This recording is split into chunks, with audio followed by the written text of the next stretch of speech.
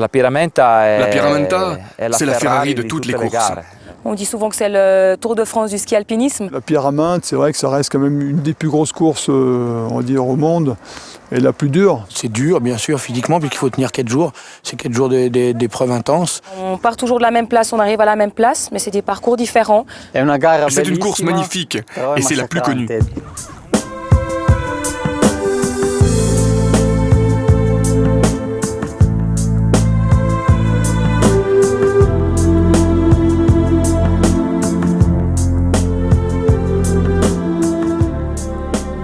C'est 4 jours de course, c'est presque 10 minutes de dénivelé, donc ça reste quand même la course phare de l'année.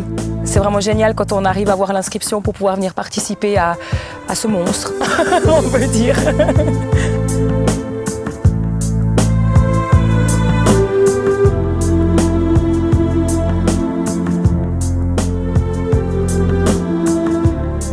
La Pyramenta, c'est une course de ski alpinisme. Alors quand on nous parle d'alpinisme, ça veut dire que c'est aussi parce qu'on va sur des arêtes, parce qu'on va dans des endroits aériens. C'est aussi ce qui donne le charme à la course et à la difficulté aussi de l'épreuve.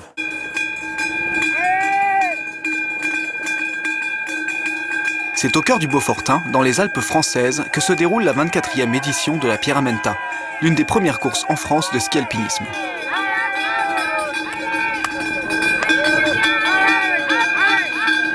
Il y a un contrôle d'argent là.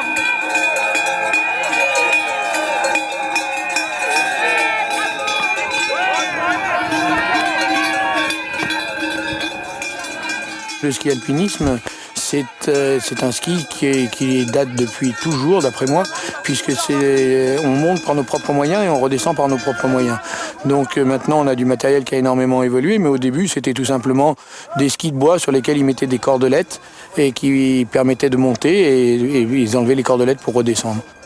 Dans le ski alpinisme, ce qui est bien, c'est qu'on est en montagne. Les paysages sont magnifiques. On respecte cet environnement, on monte par nos propres moyens, en compétition ou simplement pour se promener. On voit des choses extraordinaires qu'on ne peut pas voir d'habitude. Ça reste encore un des seuls sports où on est les compétiteurs en équipe nationale et puis on court avec les populaires. Alors là, bon, Pyramenta, ils sont très forts, les populaires, mais on fait la même course, on se retrouve sur les parcours, ils nous encouragent. Ouais, il y a cette ambiance que je pense que c'est assez rare dans le sport. Oh putain!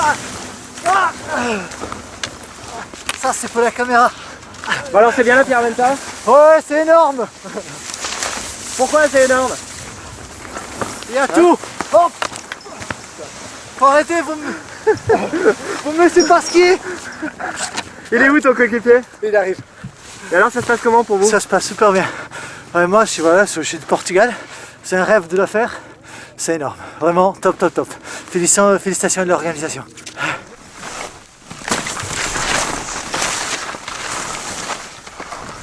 C'est la plus belle course au monde et en plus je la fais avec ma chérie qui est derrière qui va arriver là et c'est vraiment un grand moment pour nous, c'est génial.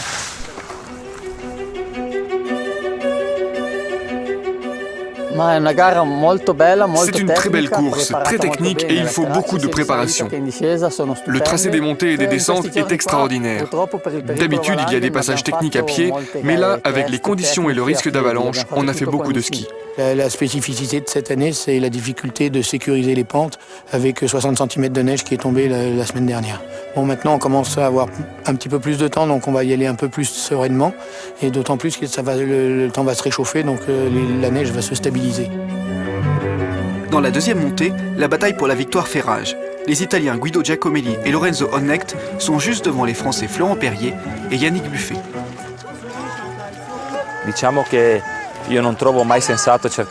On se dit que ça ne sert à rien de forcément gagner la première étape.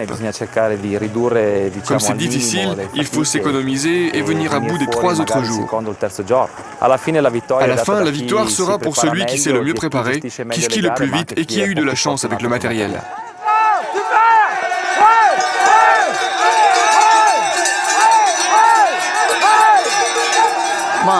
Il y a les Italiens, les Français et aussi quelques équipes de Suisse. Ce n'est pas seulement à la Pierramenta, mais aussi dans toutes les épreuves de Coupe du Monde que les Italiens, les Français, les Suisses et aussi les Espagnols sont très forts. Cela veut dire que le niveau de ski alpinisme est de plus en plus haut et de plus en plus dur.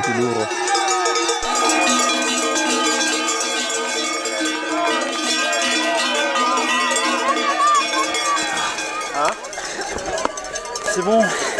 Pourquoi c'est bon? It's fun.